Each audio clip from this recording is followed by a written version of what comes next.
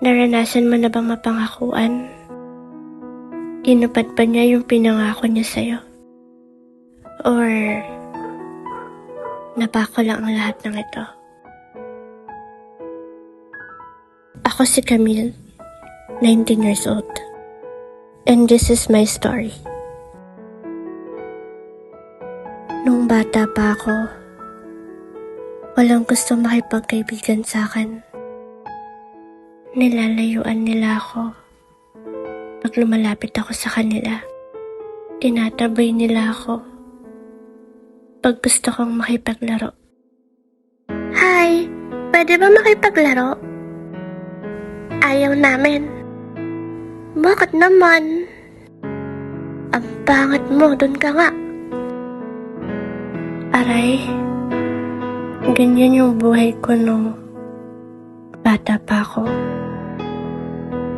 Ano bang mali sa akin? Porket ba maitim ako?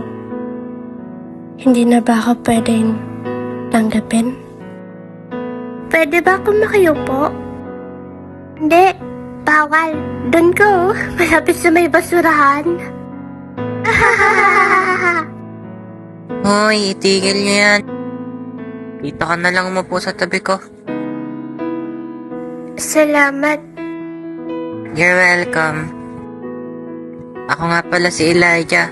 Ellie for short. Ikaw? Ako si Camille. Okay, simula ngayon, friends na tayo, ha?